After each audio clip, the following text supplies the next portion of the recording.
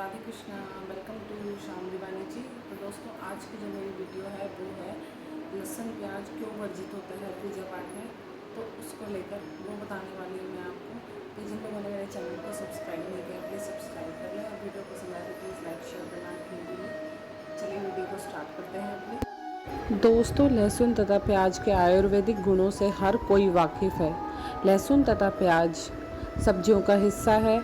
अधिकतर लोगों के मन में ये सवाल भी आता है कि लहसुन तथा प्याज का प्रयोग व्रत में पूजा में क्यों नहीं करते। इस सवाल का जवाब समुद्र मंथन की पौराणिक घटना में छिपा है।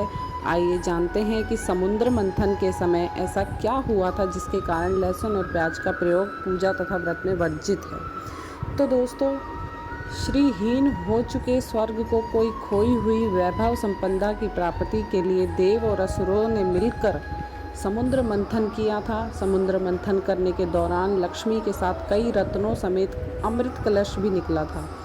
अमृत पान के लिए देवताओं और असुरों में विवाद हुआ तो भगवान विष्णु मोहिनी रूप धारण कर अमृत बांटने लगे। सबसे पहले अमृत पान की बारी देवताओं की थी तो भगवान विष्णु देवताओं को अमृत पान कराने लगे। तभी एक राक्षस देवता का रूप धारण कर उनकी पंक्ति में खड़ा हो गया, यानी उनकी लाइन में खड़ा हो गया। सूर्य देव और चंद्र देव से पहचान गए। उन्होंने विष्णु भगवान से उस राक्षस की सच्चाई बताई। तब भगवान विष्णु ने अपने चक्र से उनका सिर धड़ से अलग कर दिया। ने थोड़ा अमृत पान कर लिया था जो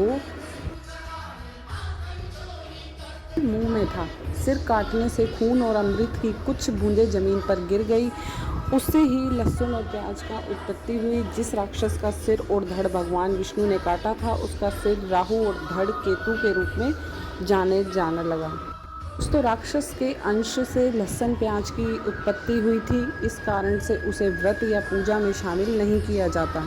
उनकी जहाँ उत्पत्ति हुई थी वहाँ अमृत की बूंदें भी गिरी हुई थी। इस कारण से लहसुन और प्याज में अमृत स्वरूप औषधियाँ गुण विद्वान हो गए हैं। लेकिन लहसुन प्याज कई तरह की बीमारियों में लाभदायक भी होता है। राक्षस के अंश से उत्पत्ति के कारण इसे काफ़ी लोग अपने भोजन में भी शामिल नहीं करते। लहसुन और प्याज को तामसिक भोज्य पदार्थ माना जाता है। इस वजह से भी इसे पूजा आदि में वर्जित किया गया है। और दोस्तों, ब्राह्मण आपने सुना होगा वो कभी भी लहसुन प्याज नहीं खाते, क्योंकि राक्षस के अंश से ये लहसुन प्याज की उत्पत्ति हुई थी। उसी कारण से वो लोग इसे नहीं सेवन करते हैं। तो लेकिन वैसे तो ये औषधि जो होती हैं, दवाइयाँ होती हैं, उनका काम करते हैं। लहसुन प्याज बुरी चीज़ नहीं है, लेकिन पूजा पाठ वाले जो लोग होते हैं वो नहीं खाते, इसे तामसिक भोजन बोलते हैं। दोस्तों, मैं उम्मीद करती हूँ कि आपको मेरी समझाई सारी बातें समझ आई होंगी। तो दोस्तों, मेरी वीडियो कैसी लगी आप लोगों को प्लीज़ कमेंट करना नहीं भूलें, कमेंट करके बताएं। और अगर आप लोगों को मुझसे कुछ पूछना है, कुछ जानना है तो भी मुझे कमेंट कर सकते हैं। और मुझे इंस्टा पे भी आप ज्वाइन कर सकते हैं। नेहा शर्मा 10690 मेरी आईडी है। तो आप जाकर इंस्टा पे भी मुझे फॉलो करें। और कुछ पूछना है तो आप इनबॉक्स में जाकर मुझे कमेंट कर सकते हैं, जो भी मैसेजेस हैं आपके। तो मिलते हैं अपनी नेक्स्ट वीडियो में। और फ्रेंड्स, आईडी आपको मेरी स्क्रीन पे भी दिख जाएगी, तो आप जाके मुझे वहाँ पर फॉलो करें और इनबॉक्स में जाके कमेंट कर सकते हैं। और कुछ भी पूछना है तो आप वहाँ पर पूछिए। तो अब आने वाले टाइम में आपको 9 देवियों के श्रृंगार मिलेंगे।